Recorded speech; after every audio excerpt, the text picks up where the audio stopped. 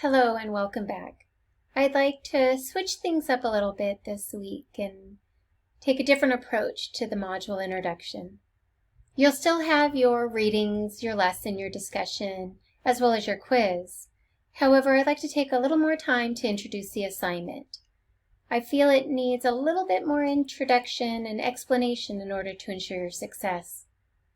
Please note the discussion this week is a Flipgrid. You'll be asked to bring out your junk drawer and turn it into a learning activity for young children. You'll utilize STEM concepts, math and science integration, as well as making a connection to the learning foundations. More can be found in the discussion instructions, and there is a demo. So let's take a look at this week's assignment. Here's our science curriculum web assignment. As you can see, the learning loop process and their due dates are highlighted for you at the top. This assignment will be in reflection to your classroom observation assignment. So the science-related topic that the children were engaged in will be utilized for this specific assignment. In the center of a page, you're going to write the topic of interest for the children.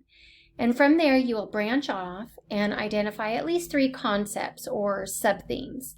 And you'll do this in a way to determine what is naturally and authentically interesting to children, what they want to learn as it correlates to science.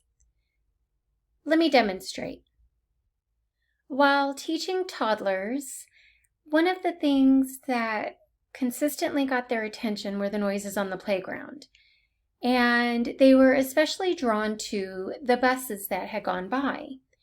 However, if you look at our perspective from the outdoor classroom, we can't really see the bus nor identify what it looks like. However, the children would always stop and say "bye bus" when they heard it go by. So we decided to take a deeper look into what is it exactly that draws the children's attention and how can we engage them in a learning activity. In beginning the planning process, we drew up a curriculum web. And in the center, we placed noises on the playground, and we clearly identified motorcycle, birds, airplane, trash truck, as well as the bus.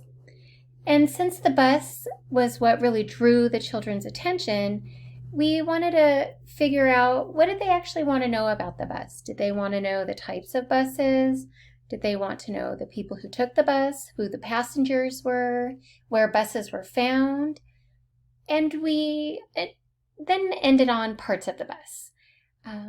Seeing that the children didn't really know what the bus looked like, but were always interested in the sound that it made when it drove by our playground. So we identified the various parts of the bus, and when thinking further on this, we decided that we actually needed to walk out of our playground and see what the bus looks like, and in the end, perhaps create a bus for our final project. Now let's take a look back at our assignment. As you can see from this example, we are able to make life science and physical science connections by studying apples. Well, for young children, 0 to 3 years old, science is not a foundation that is identified. However, cognitive development is.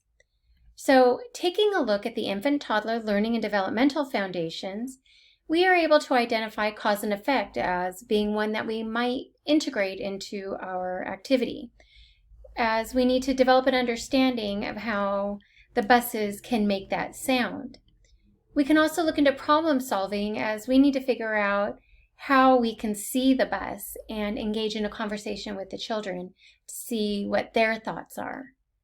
We can also include imitation as one of the cognitive development foundations, as children may begin to imitate and even have some sort of symbolic play in using the actions on the playground with perhaps the bikes to reenact riding a bus, and of course memory. Students will need to be able to draw on past experiences and information as we describe the parts of the bus. So as you can see, this is a really great, simple, innovative way to start planning curriculum with intent and purpose. If you have any questions at all, please don't hesitate to reach out. Otherwise, I'll see you in Canvas.